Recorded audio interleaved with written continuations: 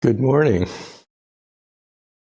My name is Pete Warshaw, and my Dharma name is JeeHo.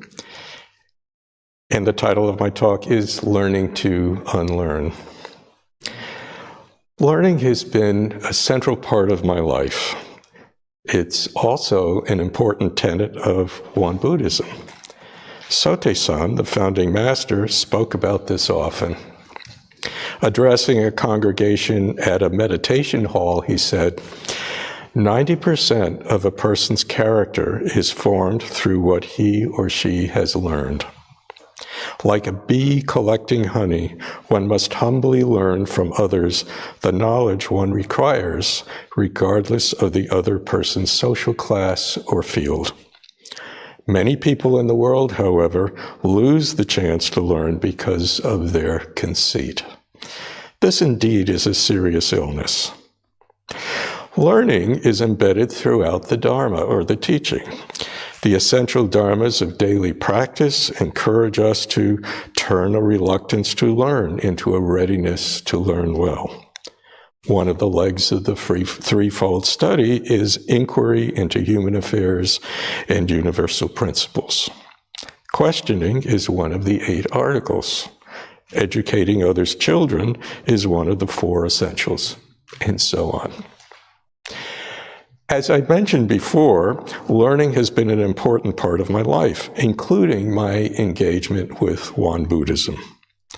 As I learn more through studying the scriptures, participating in Dharma study groups, learning the Dharma talks and listening to the Dharma talks at weekend services, speaking with our reverends, my own practice grew and was enriched. Concurrently, the more I practiced, the more I hungered to learn further about the principles and the Dharma of our order. The arrows of learning and practice flowed in both directions. Of course, this isn't unique to me. The doctrinal chart of Won Buddhism, located at the very beginning of our scriptures, features the gateway of faith and the gateway of practice. Faith built on learning and practice built on doing.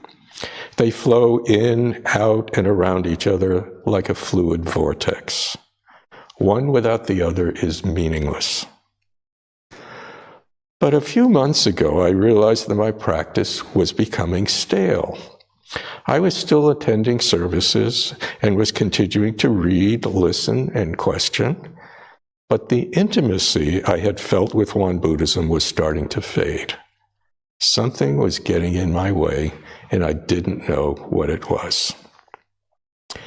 By chance, a friend shared a phrase she had heard from her yoga teacher: learn, unlearn, relearn. I'll show my age. The phrase originated in a hugely influential book, Future Shock, written by Alvin Toffler all the way back in 1970, which is not all the way back for me. He wrote, "The illiterate of the 21st century will not be those who cannot read or write, but those who cannot learn, unlearn, and relearn."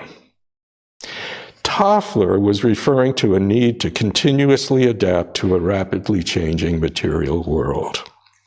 But bang, it struck me that I could repurpose the phrase learn, unlearn, relearn as a guidepost for deepening my practice. For me, the key is to unlearn so that I can then move forward and relearn. I'll explain. When I first came to the temple, I had no preconceptions about what it was all about. I remember being both confused and stimulated. I experimented with different ways to practice, and this encouraged me to learn more. But gradually, my knowledge was accompanied by a feeling that I got this. Like plaque slowly growing in my veins, I was allowing my pride to attach itself to what I had learned. This attachment is subtle. It formed as preconceptions about what was important, how things worked, and what to believe. They were like a warm blanket in a cold Dharma hall. When I came to a service, I knew what would happen, what I would do, and increasingly how I would feel. I was losing what Buddhists call the beginner's mind. The Buddhist teacher, Yvonne Rand, described the beginner's mind this way. This mind is different from the mind we often bring to habitual activities or habitual ways of thinking or responding. How can I be a beginner in each moment, even in those situations where I am doing something I have done many times before? Jack Kornfield, another well-known Buddhist teacher, added, "The wisdom of uncertainty frees us from what Buddhist psychology calls the thicket of views and opinions." I've met a few people who seem to retain their beginner's mind even after years of practice, but many of us start to lose it fairly quickly. I realized that if I didn't start to unlearn my habits and preconceptions, the value I've gained through my practice would begin to evaporate. Okay, but recapturing my beginner's mind requires more than snapping my fingers and chanting bibbidi-bobbidi-boo. Preconceptions and habits die hard. Unlearning is difficult stuff. It's more than an intellectual exercise. And leaving my comfort zone is, well, uncomfortable.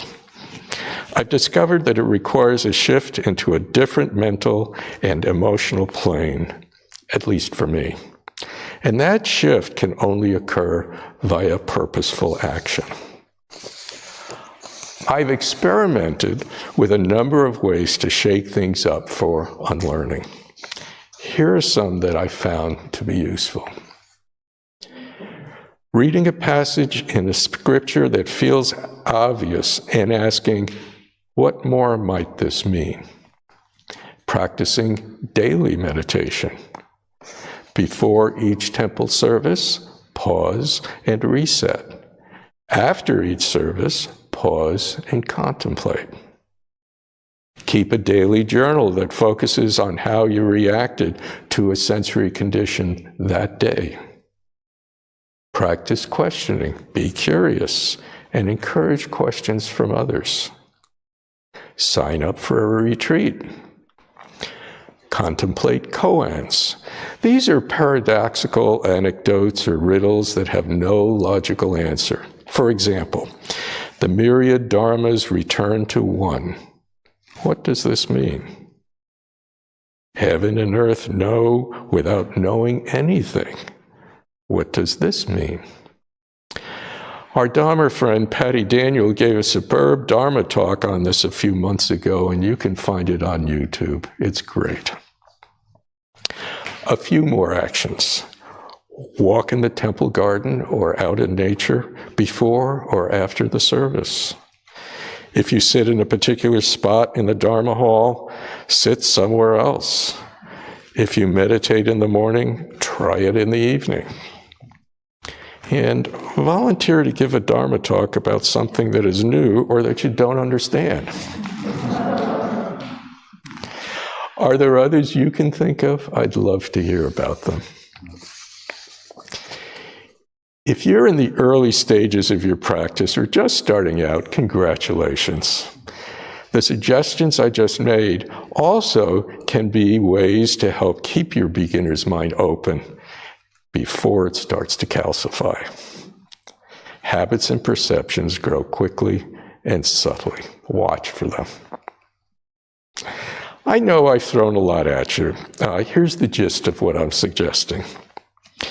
Most of us enter a spiritual practice with a beginner's mind. This makes learning stimulating, liberating, and authentic. Over time, habits and preconceptions about that spiritual practice can emerge. When this occurs, the practice becomes stale. Our beginner's mind gets cloudy, and attachments inadvertently creep in. Unlearning these habits and preconceptions is important in order to deepen or relearn one's practice. There are a variety of ways to mindfully shake things up so unlearning can occur. Discover those that work for you. So, happy unlearning. Thank you.